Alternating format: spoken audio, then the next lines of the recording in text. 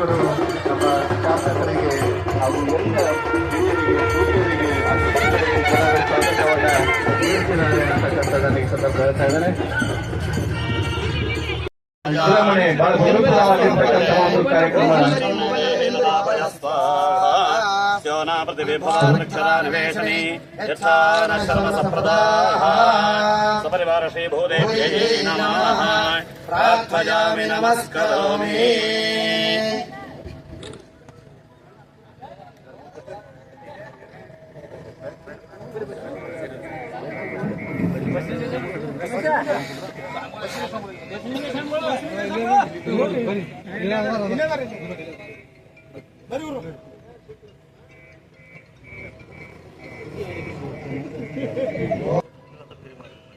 ओम तदेव लक्ष्मीं सदनस्तदेव आराधनं चन्द्रवनं तदेव विद्यावनं तदेवं तदेव लक्ष्मीदेवीं स्मरामि. सुप्रदक्षिणमस्तु मुहूर्तस्तु मुहूर्तस्तु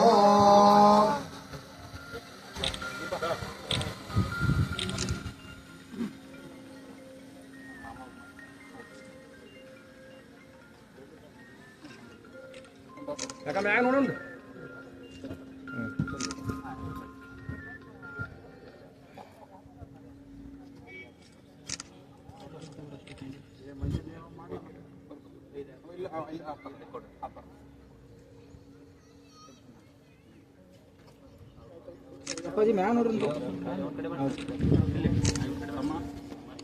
ರೆಡಿ ಮೂಮೆಂಟ್ ಮ್ಯಾನ್ ಅವ್ರ ಓಕೆ ಸರ್ ಥ್ಯಾಂಕ್ ಯು. ಒಂದು ಮಿನಿಟ್ ಸರ್ ನೋಡ್ರಿ ಸರ್ ಮೂಮೆಂಟ್ ಮ್ಯಾನ್ ಹಾಂ ಸರಿ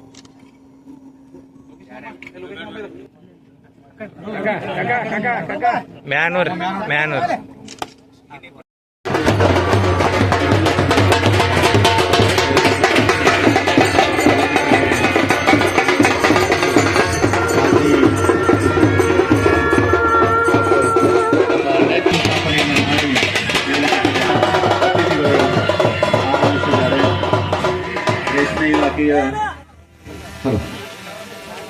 ಕಾರ್ಯಕ್ರಮದ ದಿವ್ಯ ಸಾನ್ನಿಧ್ಯವನ್ನು ವಹಿಸಬೇಕಾದ ಶಿವಮೊಗ್ಗದ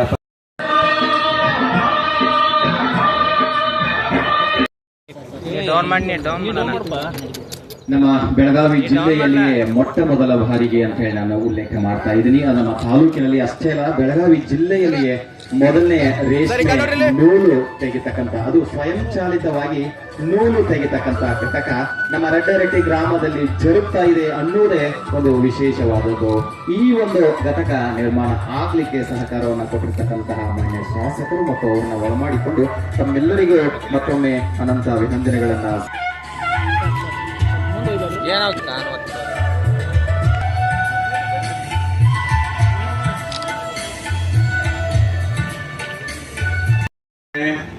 ಅದೇ ರೀತಿ ಎಲ್ಲ ಗುರು ಹಿರಿಯರೇ, ಇವತ್ತು ರಡ್ರಟ್ಟಿ ಗ್ರಾಮದ ಪಾಲಿಗೆ ಅತ್ಯಂತ ಸಂತಸದ ಹೆಮ್ಮೆಯ ದಿನ ಅಂತ ಹೇಳಿ ನಾನು ಹೇಳಿಕ್ ಬಯಸ್ತೇನೆ. ಯಾಕಂತಂದ್ರೆ ಈ ಕೃಷಿ ಪ್ರಧಾನವಾಗಿರ್ತಕ್ಕಂಥ ನಮ್ಮ ಭಾಗದಲ್ಲಿ ರೈತರು ಬೆಳೆದಿರ್ತಕ್ಕಂತಹ ಒಂದು ಬೆಳೆಗೆ ಸನ್ಮಾನವನ್ನ ನೆರವೇರಿಸುವಂತವರಿಗೆ ಧನ್ಯವಾದ.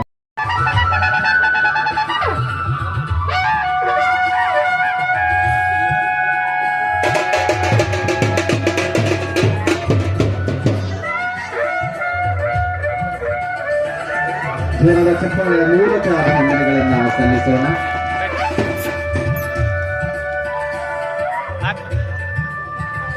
ಈ ಒಂದು ಸಿಲ್ಕ್ ಇಂಡಸ್ಟ್ರಿಯಲ್ಲಿ ಪ್ರಾರಂಭ ಆಗಲಿಕ್ಕೆ ಅತೀವ ಸಹಕಾರವನ್ನ ಕೊಟ್ಟಿರ್ತಕ್ಕಂಥ, ಅತ್ಯಂತ ಕಾಳಜಿಯನ್ನ ವಹಿಸಿ ಎಲ್ಲ ರೇಷ್ಮೆ ಬೆಳೆಗಾರರಿಗೆ ಅನುಕೂಲ ಆಗಲಿ ಎಂಬ ಮಹತ್ವಾಕಾಂಕ್ಷೆಯನ್ನ ಹೊಂದಿಕೊಂಡು ಈ ಒಂದು ಇಂಡಸ್ಟ್ರಿ ಪ್ರಾರಂಭ ಮಾಡಲಿಕ್ಕೆ ಸಹಕಾರ ಕೊಟ್ಟಿರ್ತಕ್ಕಂಥ ಮಾನ್ಯ ಶಾಸಕರು ಮತ್ತು ರೇಷ್ಮೆ ಇಲಾಖೆಯ ಅಧಿಕಾರಿಗಳು ಸೇರಿಕೊಂಡು ಆದೇಶ ಪ್ರತಿಯನ್ನ ಹಸ್ತಾಂತರ ಮಾಡ್ತಾ ಇದ್ದಾರೆ. ಸ್ಥಾಪನೆಯ ಸಮಾರಂಭದ ಸಾನ್ನಿಧ್ಯವನ್ನು ಅಲಂಕರಿಸಿರ್ತಕ್ಕಂಥ ಪೂಜ್ಯರಾದ ಇವತ್ತು ಮಂಜುನಾಥ್ ಉಲುಸ್ತಾರ್ ಅವರು ಒಂದು ಸಾಹಸದ ಕೆಲಸಕ್ಕೆ ಕೈ ಹಾಕಿದ್ದಾರೆ. ಒಬ್ಬ ವಿದ್ಯಾವಂತ ಒಂದು ವಿನೂತನವಾಗಿರ್ತಕ್ಕಂಥ ಆಲೋಚನೆಗಳನ್ನು ಏನು ಮಾಡ್ಬೋದು ಅಂತಕ್ಕಂಥದ್ದನ್ನು ಇವತ್ತು ಮಂಜುನಾಥ್ ನಮ್ಮೆಲ್ಲರಿಗೂ ಕೂಡ ತೋರಿಸ್ಕೊಟ್ಟಿದ್ದಾರೆ. ಭಾರತ ದೇಶ ಒಂದು ಕೃಷಿ ಪ್ರಧಾನವಾಗಿರ್ತಕ್ಕಂಥ ದೇಶ. ಈ ಕೃಷಿ ಪ್ರಧಾನವಾಗಿರ್ತಕ್ಕಂಥ ದೇಶದಲ್ಲಿ ಸುಮಾರು 68% ಜನ ಕೃಷಿಯನ್ನು ಅವಲಂಬಿತವಾಗಿರ್ತಕ್ಕಂಥ ದೇಶ ಯಾವುದಾದ್ರೂ ಇದ್ದರೆ ಅದು ವಿಶ್ವದಲ್ಲಿ ಭಾರತ ಅಂತ ಹೇಳಿ ನಾವೆಲ್ಲರೂ ಕೂಡ ಹೆಮ್ಮೆಯಿಂದ ಹೇಳ್ಕೋಬೇಕಾಗುತ್ತೆ. ಜಗತ್ತಿಗೆ ಅನ್ನದಾತ ಅಂತ ಹೇಳಿ ಕರೆಸ್ಕೊಂಡಿರೋದೇ ನಾವೇ. ಜಗತ್ತಿಗೆ ಅನ್ನವನ್ನು ಕೊಡ್ತಕ್ಕಂಥ ಅನ್ನದಾತರ ಶ್ರಮ ಮತ್ತು ಅವರ ಕೊಡುಗೆ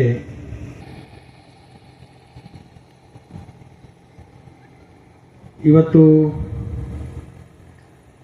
ಕೃಷಿಯಲ್ಲಿ ವಿನೂತನವಾಗಿರ್ತಕ್ಕಂಥ ಇವತ್ತು ಹೊಸ ಹೊಸ ಕಾರ್ಯಕ್ರಮಗಳನ್ನು ನಾವೆಲ್ಲರೂ ಕೂಡ ಮಾಡಬೇಕಾಗಿರ್ತಕ್ಕಂಥದ್ದು ಅವಶ್ಯಕತೆ ಇದೆ. ಅದು ತೋಟಗಾರಿಕೆ ಇರ್ಬೋದು, ಅದರಲ್ಲಿ ಮೀನುಗಾರಿಕೆ ಇರ್ಬೋದು, ರೇಷ್ಮೆ ಬೆಳೀತಕ್ಕಂಥದ್ದು ಇರ್ಬೋದು, ಇಂಥ ವಿವಿಧವಾಗಿರತಕ್ಕಂಥ ಕೃಷಿಯಲ್ಲಿ ನಾವೆಲ್ಲರೂ ನೋಡ್ತಾ ಇದ್ದೀವಿ. ಇದು ಅತ್ಯಂತ ಅವಶ್ಯವಾಗಿರ್ತಕ್ಕಂಥ ಕಾರ್ಯವನ್ನು ಮಂಜುನಾಥ್ ಇವರು ಮಾಡಿರ್ತಕ್ಕಂಥದ್ದು. ಮಾನವ ಕುಲಕ್ಕೆ ಅನ್ನ, ಬಟ್ಟೆ, ಆಶ್ರಯ ಇದು ಅತ್ಯಂತ ಅವಶ್ಯವಾಗಿರ್ತಕ್ಕಂಥದ್ದು. ಬಟ್ಟೆ ಇಲ್ಲದರೂ ನಡೆಯಲ್ಲ, ಆಶ್ರಯ ಇಲ್ಲಾರ್ದು ನಡೆಯೋದಿಲ್ಲ, ಹಣ್ಣಿಲ್ಲಾರ್ದು ಕೂಡ ಬದುಕಲಿಕ್ಕೆ ಸಾಧ್ಯ ಇಲ್ಲ. ಈ ಮೂರು ಅತ್ಯಂತ ಅವಶ್ಯವಾಗಿರ್ತಕ್ಕಂಥ ರೋಟಿ, ಕಪಡ, ಮಕಾನ್.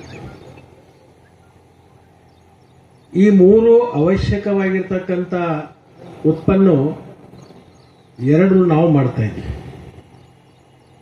ಒಂದು ಬಟ್ಟೆ ತಯಾರು ಮಾಡಲಿಕ್ಕೆ ಪೂರಕವಾಗಿರ್ತಕ್ಕಂಥ ಕಚ್ಚಾ ವಸ್ತು, ಅದು ರೇಷ್ಮೆ ಇರ್ಬೋದು, ಹತ್ತೆ ಇರ್ಬೋದು, ಬಿದಿರು ಇರ್ಬೋದು, ಅಥವಾ ಪಾಲಿಸ್ಟರ್ ಇರ್ಬೋದು. ಪಾಲಿಸ್ಟರ್ ತಯಾರು ಮಾಡಬೇಕಾದ್ರೆ ನಾವು ನೀಲಗಿರಿ ಬೆಳಿಬೇಕು. ಅಂದರೆ ಬಿದಿರಿನಿಂದ ಪ್ರಾರಂಭ ಆಗ್ತಕ್ಕಂಥ ಬಟ್ಟೆ ಬಹಳ ಚೆನ್ನಾಗಿ ಬರ್ತಾ ಇದೆ. ಹತ್ತಿಯಿಂದ ಸಾಕಷ್ಟು ಬರ್ತಾ ಇದೆ. ಅವೆಲ್ಲ ಬಟ್ಟೆಗಳಲ್ಲಿ ಶ್ರೇಷ್ಠತೆಯನ್ನು ಪಡ್ಕೊಂಡಿರ್ತಕ್ಕಂಥದ್ದು ರೇಷ್ಮೆ ಬಟ್ಟೆ. ಬಹುಶಃ ನೀವೆಲ್ಲರೂ ನೋಡಿದೆ, ಯಾವುದೇ ಒಂದು ಮದುವೆ ಸಮಾರಂಭ ಇರ್ಬೋದು, ಪೂಜಾ ಸಮಾರಂಭ ಇರ್ಬೋದು, ಮುಂಜಾನೆ ಇರ್ಬೋದು, ಅಥವಾ ಪೂಜೆ ಪುನಸ್ಕಾರಗಳನ್ನು ಮಾಡ್ತಕ್ಕಂಥ ಸಂದರ್ಭದಲ್ಲಿ ಬಟ್ಟೆ ಧರಿಸ್ತಕ್ಕಂಥದ್ದು ಅದು ಶ್ರೇಷ್ಠತೆಯನ್ನು ಪಡ್ಕೊಂಡಿರ್ತಕ್ಕಂಥದ್ದು ಅದು ರೇಷ್ಮೆ. ರೇಷ್ಮೆ ತನ್ನದೇ ಆಗಿರ್ತಕ್ಕಂಥ ಒಂದು ಮೌಲ್ಯವನ್ನು ಇಟ್ಕೊಂಡಿರ್ತಕ್ಕಂಥದ್ದು. ಇತ್ತೀಚಿನ ದಿನಮಾನದಲ್ಲಿ ರೇಷ್ಮೆ ಬೆಳೆ ಕಡಿಮೆ ಆಗ್ತಾ ಇದೆ. ಕಾರಣ, ಜಗತ್ತಿನಲ್ಲಿ ಅತಿ ಹೆಚ್ಚು ಬೆಳೀತಕ್ಕಂಥ ಎರಡು ದೇಶಗಳು, ಒಂದು ಚೈನಾ ದೇಶ, ಇನ್ನೊಂದು ಭಾರತ ದೇಶ. ಆದರೆ ಭಾರತ ದೇಶದಲ್ಲಿ ಇರ್ತಕ್ಕಂಥ ರೇಷ್ಮೆಗೆ ಇನ್ನು ಯಾವ ದೇಶದಲ್ಲಿನೂ ಕೂಡ ಹೋಲಿಕೆ ಮಾಡಲಿಕ್ಕೆ ಆಗಲ್ಲ.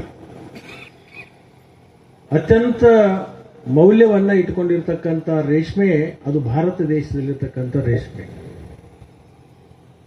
ಈ ಚೈನಾ ಸಿಲ್ಕ್ ಅಂತ ಬರ್ತದೆ ನೋಡಿರಿ ನೀವು, ಅದಕ್ಕಷ್ಟು ಮಹತ್ವ ಇಲ್ಲ. ಇವತ್ತು ಹೆಣ್ಮಕ್ಳು ಕೂಡ ಹೆಚ್ಚು ಧರಿಸ್ತಕ್ಕಂಥದ್ದು ರೇಷ್ಮೆ ಸೀರೆಗಳು. ಎಂಥ ಬಡವರು ಇದ್ರೂ ಕೂಡ ಮದುವೆ ಸಂದರ್ಭದಲ್ಲಿ ಆದ್ರೂ ಕೂಡ ಒಂದಾದರೂ ರೇಷ್ಮೆ ಸೀರೆಯನ್ನು ತಗೊಳ್ತಕ್ಕಂಥ ಒಂದು ಸಂಪ್ರದಾಯ ನಮ್ಮ ಸಮಾಜದಲ್ಲಿದೆ. ಅದಕ್ಕೆ ವಿಶೇಷವಾಗಿರ್ತಕ್ಕಂಥ ಭಾರತ ದೇಶದಲ್ಲೇನೆ ಉತ್ಪನ್ನ ಆಗ್ತಕ್ಕಂಥ ರೇಷ್ಮೆಗೆ ಬಹುಬೇಡಿಕೆ ಮತ್ತು ಮೌಲ್ಯಗಳನ್ನು ಹೊಂದಿರತಕ್ಕಂಥದ್ದು. ಇವತ್ತು ಮಂಜುನಾಥ್ ಅವರಿಗೆ ನಾನು ಯಾಕೆ ಅಭಿನಂದನೆ ಹೇಳ್ತೀನಂದ್ರೆ, ಈ ಭಾಗದಲ್ಲಿ ಈ ರೇಷ್ಮೆ ಗೂಡು ಬಿಡಿಸ್ತಕ್ಕಂಥ ಒಂದು ಕೈಗಾರಿಕೆಗಳು ಎಲ್ಲಿ ಇರಲಿಲ್ಲ. ಬಹುಶಃ ನಮ್ಮ ತಾಲೂಕದಲ್ಲಿ ಸುಮಾರು ಒಂದು 400ರಿಂದ 500 ಜನ ರೇಷ್ಮೆ ಬೆಳೀತಕ್ಕಂಥ ರೈತರಿದ್ದಾರೆ. ಐಹಳ್ಳಿ ಭಾಗದಲ್ಲಿ ಸ್ವಲ್ಪ ಹೆಚ್ಚಿನ ಮಟ್ಟದಲ್ಲಿ ಅದನ್ನು ಬೆಳೀತಾ ಇದ್ದಾರೆ. ಯಾಕಂತಂದ್ರೆ ಎಲ್ಲಿ ನೀರಿನ ಕೊರತೆ ಇದೆಯೋ ಆ ಕೊರತೆ ಇದ್ದಂಥ ಸಂದರ್ಭದಲ್ಲಿ 1 ಎಕರೆ 2 ಎಕರೆ ರೇಷ್ಮೆ ಬೆಳೀತಕ್ಕಂಥದ್ದು ನಮ್ಮ ಪೂರ್ವ ಭಾಗದಲ್ಲಿ ಇದೆ. ಆದ್ರೂ ಕೂಡ ಅದು ಕಡಿಮೆ ಯಾಕೆ ಆಗ್ತದಪ್ಪ ಅಂತಂದ್ರೆ, ಇಲ್ಲಿ ರೇಷ್ಮೆ ಬೆಳೆ ಮಾಡಿ ರೇಷ್ಮೆ ಗೂಡು ತಯಾರಾದ ಮೇಲೆ ಅದನ್ನ ಬಿಡಿಸ್ಲಿಕ್ಕೆ ಎಲ್ಲಿ ಕಳಿಸ್ಬೇಕು ಅಂತಂದ್ರೆ ಅದನ್ನ ರಾಮನಗರಕ್ಕೆ ಕಳಿಸ್ಬೇಕು. ಎಷ್ಟೋ ಜನ ನಮ್ಮ ರೇಷ್ಮೆ ಬೆಳೆಗಾರರು ನನಗೆ ಅತನಿಯಿಂದ ರಾಮನಗರವರೆಗೆ ಡೈರೆಕ್ಟ್ ಬಸ್ಗಳನ್ನು ಮಾಡಿಸ್ತಕ್ಕಂಥದ್ದು ನಾವು ನೋಡಿದ್ವಿ. ಅತನಿಯಿಂದ ಅದನ್ನ ಗೂಡುಗಳನ್ನ ಬಸ್ ಮೇಲೆ ಹಾಕೊಂಡು ಅಲ್ಲಿ ಹೋದು ಅದನ್ನ ಬಿಡಿಸ್ಕೊಂಡು ಅಲ್ಲಿ ಮಾರಾಟ ಮಾಡಿ ದಲಾಲಿ ಕೈಯಲ್ಲಿ ಸಿಕ್ಕು ಅದು ಲಾಭವನ್ನ ಪಡ್ಕೊಳ್ತಕ್ಕಂಥದ್ರಲ್ಲಿ ಬಹಳಷ್ಟು ಕಷ್ಟ ಕಾರ್ಪಣ್ಯಗಳನ್ನು ಅನುಭವಿಸಿರ್ತಕ್ಕಂಥದ್ದು ನಾವು ನೋಡ್ತಾ ಇದ್ವಿ. ಆದರೆ ಅದನ್ನೇ ರೇಷ್ಮೆ ಗೂಡನ್ನ ಬಿಡಿಸ್ತಕ್ಕಂಥ ಒಂದು ಘಟಕವನ್ನ ಇಲ್ಲಿ ರೆಡ್ಡೆರೆಟ್ಟಿ ನಮ್ಮ ಭಾಗದಲ್ಲಿ ಇರ್ತಕ್ಕಂಥ ಮತ್ತು ನಮ್ಮ ಜಿಲ್ಲೆಯಲ್ಲಿ ಇರ್ತಕ್ಕಂಥ ಈ ಭಾಗದಲ್ಲಿ ವಿಶೇಷವಾಗಿ ಉತ್ತರ ಕರ್ನಾಟಕದಲ್ಲಿ ಬಹಳಷ್ಟು ಜನ ರೇಷ್ಮೆ ಬೆಳೀತಕ್ಕಂಥ ರೈತರಿಗೆ ಅದು ಅನುಕೂಲ ಆಗಲಿ ಅಂತಕ್ಕಂಥ ವಿಚಾರ ಇಟ್ಕೊಂಡು ಇವತ್ತು ಮಂಜುನಾಥ್ ಹುಲಸ್ತಾರು ಒಂದು ಸಾಹಸವನ್ನ ಅದು ಮಾಡಿದ್ದಾರೆ. ಅದಕ್ಕೆ ನಮ್ಮ ರೇಷ್ಮೆ ಇಲಾಖೆ ಅಧಿಕಾರಿಗಳು ಕೂಡ ಸಾಕಷ್ಟು ಸಹಕಾರವನ್ನು ಕೊಟ್ಟಿದ್ದಾರೆ. ಆ ಒಂದು ಕುಟುಂಬದ ಪರವಾಗಿ ನಿಮಗೆ ಅಭಿನಂದನೆಗಳನ್ನು ಈ ಸಂದರ್ಭದಲ್ಲಿ ಹೇಳಲಿಕ್ಕೆ ನಾನು ಬಯಸ್ತೀನಿ. ಒಟ್ಟು ಯೋಜನಾ ವೆಚ್ಚವನ್ನು ಅವರು ಮಾಡಿರ್ತಕ್ಕಂಥದ್ದು 740 ಲಕ್ಷ. ಅದು ಬಿಲ್ಡಿಂಗ್ ಇರ್ಬೋದು, ಮಷಿನರಿ ಇರ್ಬೋದು, ಮುಂದಿನ ಹಂತದಲ್ಲಿ ಇಟ್ಕೊಂಡು ಒಟ್ಟು ಅವರು ಮಾಡಿರ್ತಕ್ಕಂಥದ್ದು 7,40,00,000 ರೂಪಾಯಿದು ಒಂದು ಯೋಜನೆಯನ್ನ ಇವತ್ತು ಸಿದ್ಧ ಮಾಡಿಕೊಂಡಿದೆ. ಅದು ಕೇಂದ್ರ ಸರ್ಕಾರ ಮತ್ತು ರಾಜ್ಯ ಸರ್ಕಾರದ ರಿಯಾಯಿತಿ ಸುಮಾರು 1,40,00,000 ರೂಪಾಯಿ ಅವರಿಗೆ ಸಹಾಯಧನ ಸಿಗುತ್ತೆ. ಒಂದ್ಸರಿ ನನ್ನ ಹತ್ರ ಬಂದ ಮಂಜುನಾಥ್, ನಾನಿಲ್ಲೊಂದು ರೇಷ್ಮೆ ಒಂದು ಉದ್ಯೋಗವನ್ನ ಪ್ರಾರಂಭ ಮಾಡಬೇಕಂತೀನಿ, ಅದಕ್ಕೆ ನಿಮ್ಮ ಸಹಾಯ ಸಹಕಾರ ಕೊಡಬೇಕು ಅಂತ ನನಗೆ ಖುಷಿ ಅನಿಸ್ತು. ಇಂಥ ಒಂದು ವಿದ್ಯೆಯನ್ನ ಕಲ್ತಿರ್ತಕ್ಕಂಥವರು ಸರ್ಕಾರಿ ನೌಕರಿಯನ್ನ ಅವಲಂಬಿತವಾಗಿರ್ತಕ್ಕಂಥ ಮನಸ್ಥಿತಿಯಲ್ಲಿ ಸ್ವಯಂ ಉದ್ಯೋಗವನ್ನ ಮಾಡ್ತೀನಿ ಅಂತಕ್ಕಂಥ ಒಂದು ಸಾಹಸವನ್ನ ಇವತ್ತು ಮಂಜುನಾಥ್ ಮಾಡ್ಕೊಂಡು ಬಂದಿರೋದಕ್ಕೆ ಅವತ್ತೇ ನನಗೆ ಸಂತೋಷ ಆಯಿತು. ಮಂಜುನಾಥ್ ಹೇಳಿದೆ, ಎಲ್ಲೆಲ್ಲಿ ಯಾರ್ಯಾರಿಗೆ ಹೇಳಬೇಕು ಅದನ್ನು ನಾನು ಹೇಳ್ತೀನಿ, ಇದನ್ನು ಪ್ರಾರಂಭ ಮಾಡೋಣ ಅಂತ ಹೇಳಿದ್ವಿ. ಅದು ಇವತ್ತು ಮುರುಗೇಶನ ಆಶೀರ್ವಾದದಿಂದ ಇವತ್ತು ಅದು ಕೈಗೂಡಿದೆ. ಪರಮ ಪೂಜ್ಯರ ನಿಮ್ಮೆಲ್ಲರ ಒಂದು ಸನ್ಮುಖದಲ್ಲಿ ಇವತ್ತು ಶಿಲಾನ್ಯಾಸ ಕಾರ್ಯಕ್ರಮವನ್ನು ನಾವು ಮಾಡಿದ್ವಿ. ನಾನು ಈ ಭಾಗದಲ್ಲಿ ಇರ್ತಕ್ಕಂಥ ಎಲ್ಲ ರೈತರಿಗೆ ವಿನಂತಿಯನ್ನು ಮಾಡ್ಕೊತೀನಿ. ರೇಷ್ಮೆ ಬೇಸಾಯ ಬಹಳ ಲಾಭದಾಯಕವಾಗಿರ್ತಕ್ಕಂಥದ್ದು ನಮ್ಮ ಅಧಿಕಾರಿಗಳು ಹೇಳಿರ್ತಕ್ಕಂಥದ್ದು.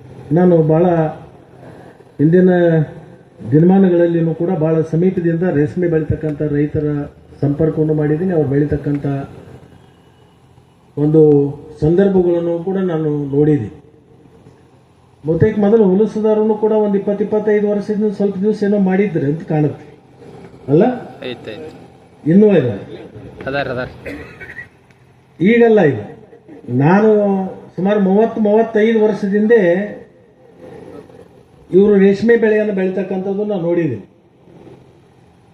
ಅಂದ್ರೆ ಅದರದ ಅನುಭವವನ್ನು ಹೊಂದಿರತಕ್ಕಂಥವ್ರು. ಅವರು ಪ್ರತಿನಿತ್ಯ ತಮ್ಮ ಸಮಸ್ಯೆಗಳನ್ನ ಯಾವ ರೀತಿ ಬಿಡಿಸ್ಕೋಬೇಕು ಅಂತಕ್ಕಂಥದ್ದು ಒಂದು ಕಲ್ಪನೆಯನ್ನು ಇಟ್ಕೊಂಡು ಈ ರೇಷ್ಮೆ ಗೂಡು ಬಿಡಿಸ್ತಕ್ಕಂಥ ಒಂದು ಕೈಗಾರಿಕೆಯನ್ನ ಇಲ್ಲಿ ಹಾಕಿರ್ತಕ್ಕಂಥದ್ದು ಬಹುತೇಕ ಅವರ ಆವತ್ತಿನ ದಿನಮಾನದಲ್ಲಿ ಆಗಿರ್ತಕ್ಕಂಥ ಸಮಸ್ಯೆಗಳಿಗೆ ಒಂದು ಪರಿಹಾರವನ್ನ ಕಂಡುಕೊಳ್ಳೋದ್ರ ಜೊತೆಗೆ ಈ ಭಾಗದಲ್ಲಿ ಇರ್ತಕ್ಕಂಥ ಎಲ್ಲ ರೈತರಿಗೂ ಕೂಡ ಅದರದ ಸದುಪಯೋಗ ಆಗಲಿ, ರಾಮನಗರಕ್ಕೆ ಹೋಗ್ತಕ್ಕಂಥದ್ದು ನಿಲ್ಲಬೇಕು, ಇಲ್ಲಿ ಅವರಿಗೆ ಅದನ್ನು ಬಿಡಿಸಿ ಅದನ್ನು ನೇರವಾಗಿ ನೂಲನ್ನು ತೆಗೆದು ಅದನ್ನು ಮಾರಾಟ ಮಾಡಿದರೆ ಈ ದಲಾಲಿಗಳ ಮತ್ತು ಮಧ್ಯವರ್ತಿಗಳ ಹಾವಳಿ ಕಡಿಮೆ ಆಗಿ ಅವರಿಗೆ ಹೆಚ್ಚಿನ ಲಾಭ ಆಗ್ತಿದೆ. ಆ ಲಾಭವನ್ನು ನೀವೆಲ್ಲರೂ ಕೂಡ ಪಡ್ಕೋಬೇಕು ಅಂತಕ್ಕಂಥದ್ದನ್ನು ಈ ಸಂದರ್ಭದಲ್ಲಿ ನಾನು ಹೇಳಲಿಕ್ಕೆ ಬಯಸ್ತೇನೆ. ಒಂದು ಸಾಹಸವನ್ನು ಮಾಡಿದ. ಆ ಸಾಹಸವನ್ನ ಯಾರಿಗೋಸ್ಕರ ಮಾಡಿದಾನಂದ್ರೆ, ಇಲ್ಲೇನು ವಿದ್ಯಾವಂತರಾಗಿ ನಿರುದ್ಯೋಗಿಗಳಾಗಿದ್ದಾರೆ. ಇವತ್ತಿನ ದಿವಸ ಸುಮಾರು ಕರ್ನಾಟಕದಲ್ಲಿ 2.5 ಲಕ್ಷ ಹುದ್ದೆಗಳ ಖಾಲಿ ಇದ್ದಾವೆ. ಇವತ್ತು ಸುಮಾರು ಒಂದು 54,000 ಹುದ್ದೆಗಳಿಗೆ ಈಗಾಗಲೇ ನಾವು ತುಂಬ್ತೀವಿ ಅಂತ ಹೇಳಿದರು. ಅಂದರೆ ಇನ್ನೂ ಸುಮಾರು 2.5 ಲಕ್ಷ ಜನ ನಿರುದ್ಯೋಗಿಗಳಿದ್ದಾರೆ. ಅವರು ವಯೋಮಿತಿ ಮೀರ್ಲಿಕ್ಕೆ ಬಂದಿದೆ. ಅಂದರೆ ಎಲ್ಲರಿಗೆ ನೌಕರಿ ಸಿಗ್ತದೆ ಅನ್ನೋದು ಇವತ್ತಿನ ದಿವಸ ಕಷ್ಟ ಸಾಧ್ಯ. ನಿಮಗೊಂದು ಗೊತ್ತಿರಲಿ, ಇನ್ಮೇಲೆ ನಾವು ನೌಕರಿನ ಮಾಡಿ ಬದುಕ್ತೀವಿ ಅಂತಕ್ಕಂಥದ್ದು ಏನು ನಿಮ್ಮಲ್ಲಿ ತಲೆ ಒಳಗಿದೆ ಅದನ್ನು ತೆಗಿಬೇಕಾಗ್ತದೆ. ಯಾಕಂತಂದ್ರೆ ಕಾಲ ಬದಲಾಗಿದೆ. ಕಾಲ ಹೆಂಗೆ ಬದಲಾಗಿದೆಪ್ಪ ಅಂತಂದ್ರೆ ಇವತ್ತಿನ ದಿವಸ ನಮ್ಮ ಅಧಿಕಾರಿಗಳಿಗೆಲ್ಲ ಗೊತ್ತಿದೆ. ಇವತ್ತು ಆರ್ಟಿಫಿಷಿಯಲ್ ಇಂಟೆಲಿಜೆನ್ಸ್ ಅಂತಕ್ಕಂಥದ್ದು ಏನು ಹೊಸ ತಂತ್ರಜ್ಞಾನ ಬಂದಿದೆ. ಆರ್ಟಿಫಿಷಿಯಲ್ ಇಂಟೆಲಿಜೆನ್ಸ್ ಅಂತಕ್ಕಂಥ ಹೊಸ ತಂತ್ರಜ್ಞಾನ ಇವತ್ತು ಬಂದಿರೋದ್ರಿಂದ ಎಷ್ಟೋ ಜನ ನಿರುದ್ಯೋಗಿಗಳಾಗ್ತಕ್ಕಂಥ ಸಂದರ್ಭ ನಮ್ಮ ಮುಂದಿದೆ. ಇವತ್ತು IT-ಯಲ್ಲಿರ್ತಕ್ಕಂಥವ್ರು ಹೊರದೇಶದಲ್ಲಿರ್ಬೋದು ಅಥವಾ ದೇಶಿಯಲ್ಲಿ ಕೆಲಸ ಮಾಡ್ತಕ್ಕಂಥದ್ದು ಇರ್ಬೋದು. ಇನ್ನು ಮುಂದಿನ ದಿನಮಾನದಲ್ಲಿ ಈ ಆರ್ಟಿಫಿಷಿಯಲ್ ಇಂಟೆಲಿಜೆನ್ಸಿ ಬಂದ ಮೇಲೆ ನಿರುದ್ಯೋಗ ಯಾವ ಮಟ್ಟಕ್ಕೆ ಹೆಚ್ಚಾಗ್ತದೆ ಅಂದರೆ, ಈಗೇನು ಅಮೇರಿಕಾದಲ್ಲಿ ನಮಗೆ ಒಂದು ಕನಸಿತ್ತು, ನಮ್ಮ ಮಕ್ಕಳು ಡಾಕ್ಟರ್ ಆಗಬೇಕು, ಇಂಜಿನಿಯರ್ ಆಗಬೇಕು, IT ಒಳಗಿರಬೇಕು, ಅಮೇರಿಕಾದಾಗ ನೌಕರಿ ಮಾಡಬೇಕು ಅಂತಕ್ಕಂಥದ್ದು ಇತ್ತಲ್ಲ.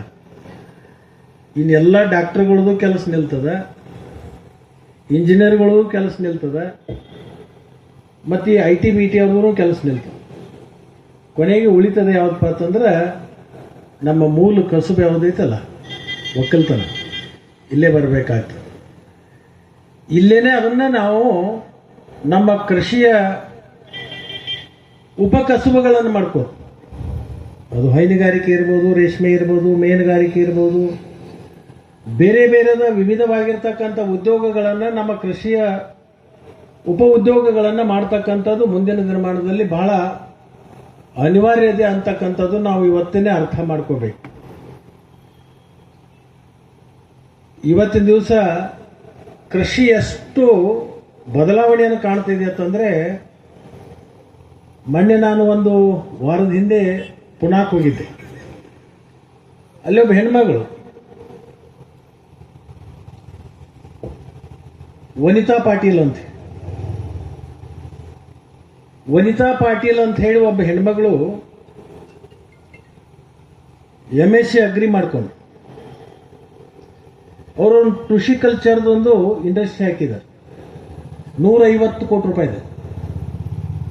ಬಾಳೆ ಮತ್ತು ಈ ನಮ್ಮ ಹೂವಿನ ಅನೇಕ ಥರದ ಸಸಿಗಳನ್ನು ತಯಾರು ಮಾಡ್ತಾರೆ. ಎಷ್ಟು ಚೆನ್ನಾಗಿ ಮಾಡಿದ್ದಾರೆ ಅಂದರೆ ಬಹುತೇಕಲ್ಲಿ ಯಾರನ್ನು ಬಿಡಲ್ಲ. ಆ ಸಸಿಗಳನ್ನು ತಯಾರು ಮಾಡಿರ್ತಕ್ಕಂಥ ರೈತರು ಹೋದಾಗ ಮಾತ್ರ ಅಲ್ಲೇ ತೋರಿಸೋದು, ಅದನ್ನು ಅವರಿಗೆ ಮಾರಾಟ ಮಾಡ್ತಕ್ಕಂಥದ್ದಿದೆ. ನಾನು ಆಕಸ್ಮಿಕವಾಗಿ ಪುಣಾಕ್ ಹೋದಂಥ ಸಂದರ್ಭದಲ್ಲಿ ಅದನ್ನು ನೋಡಬೇಕು ಅಂತೇಳಿ ನನ್ನ ಕಂಪ್ನಿಯವ್ರಿಗೆ ಫೋನ್ ಮಾಡಿದಾಗ ಪಾಪ ಅವರು ನನ್ನನ್ನು ಬಂದು ಕರ್ಕೊಂಡು ಹೋಗಿ ಒಳಗಡೆ ಎಲ್ಲ ತೋರಿಸಿದ್ರು. ಸುಮಾರು 900 ಜನ ಹೆಣ್ಮಕ್ಳೇ ಕೆಲಸ ಮಾಡ್ತಾರೆ. 900 ಜನ 150 ಕೋಟಿ ರೂಪಾಯಿ ಬಂಡವಾಳ ಹಾಕೊಂಡು ಬಾಳೆ ಮತ್ತು ಈ ಪುಷ್ಪ ಸಸಿಗಳನ್ನು, ಎಲ್ಲ ಥರದ ಪುಷ್ಪಗಳನ್ನು ಸಸಿಗಳನ್ನು ತಯಾರು ಮಾಡೋದು ಮತ್ತು ಬಾಳೆ ಎಲ್ಲ ಥರದ ಬಾಳೆಗಳನ್ನು ತಯಾರು ಮಾಡಿ ಕೊಡ್ತಾರೆ. ಒಂದು ಸಸಿಗೆ 25-30 ರೂಪಾಯಿ ತಗೋತಾರೆ. ಅದನ್ನು ಸಂಪೂರ್ಣ ಗ್ಯಾರಂಟಿ ಅವರೇ ಕೊಡ್ತಾರೆ. ಆ ಒಂದೇ ಒಂದು ಸಸಿ ಫೇಲ್ ಆಗಲಾರ್ದಂದ ಜವಾಬ್ದಾರಿಯನ್ನು ಅವರು ತಗೋತಾರೆ. ಸುಮಾರು 900 ಜನ ಸಂಬಳ ಕಟ್ಕೊಂಡು ರೈತರಿಗೋಸ್ಕರನೇ ಅದೊಂದು ಸಸಿಗಳನ್ನು ಉತ್ಪಾದನೆ ಮಾಡಿ ಕೊಡ್ತಕ್ಕಂಥ ಕೆಲಸವನ್ನು ಶ್ರೀಮತಿ ಪಾಟೀಲ್ರವರು ಮಾಡಿರ್ತಕ್ಕಂಥದ್ದು. ಅದರಿಂದ ಈಗ ರೋಗರಹಿತವಾಗಿರ್ತಕ್ಕಂಥ ಸಸಿಗಳು, ರೋಗ ನಿರೋಧಕ ಶಕ್ತಿಗಳನ್ನು ಹೊಂದಿರತಕ್ಕಂಥದ್ದು ಸಸಿಗಳನ್ನು ಅವತ್ತು ತಯಾರು ಮಾಡ್ತಾ ಇದ್ರು. ಅದಕ್ಕೆ ಯಾವುದೇ ಥರದ ರೋಗಗಳನ್ನು ಬರಲಾರ್ದಂಗೆ ಈಗ ಹೆಂಗೆ ನಮ್ಮ ಪೂರ್ವಜರು, ಈಗ ನಮ್ಮ ಊರೊಳಗೆ 100 ವಯಸ್ಸು ಅಥವಾ 90 ಮ್ಯಾಗ ಇರ್ತಕ್ಕಂಥವ್ರು ನೋಡ್ರಿ, ಅವ್ರಿಗೆ ಶುಗರು ಇಲ್ಲ, BP ಇಲ್ಲ, ಕಣ್ಣು ಮಂದಿನೂ ಇಲ್ಲ. ಈಗ ನಮ್ಮ ಬೀಡ್ ಐತಲ್ಲ, ಇವಕ್ಕೆ ಯಾವುದು ರೋಗ ಇಲ್ಲ ಅನ್ನೋದು ನಾವು ಲಿಸ್ಟ್ ಮಾಡ್ಬೇಕಿನ್ನ. ಯಾಕಂತಂದ್ರೆ ನಮ್ಮ ಆಹಾರ ಪದ್ಧತಿ ಬದಲಾಗಿದೆ. ಆಹಾರ ಪದ್ಧತಿ ಯಾಕೆ ಬದಲಾಗಿದೆ ಅಂದ್ರೆ ನಮ್ಮ ಎಲ್ಲ ಬೀಜಗಳನ್ನು ಹೈಬ್ರಿಡ್ ಆಗಿದೆ. ಮೊದಲ ಒರಿಜಿನಲ್ ಏನು ನಮಗೆ ಸೀಡ್ಸ್ ಇದ್ದಲ್ಲ ಅವು ಯಾವ ಇಲ್ಲಿ ಎಲ್ಲಾನು ಹೈಬ್ರಿಡ್. ಈಗ ಗೊಂಜಾಳದು ನಾವು ಸಣ್ಣಾಗಿರ್ದಾಗ ನೋಡ್ತಿದ್ದೆವು. ನಾವು ಈ ಕಡೆ ಭಾಗದಾಗ ಗೊಂಜಾಳ ಅಂತೀವಿ, ನೀವು ಗೋವಿನ ಜೋಳ ಅಂತೀವಿ. ಕ್ರಾನ್ಗೆ ಮೇಸ್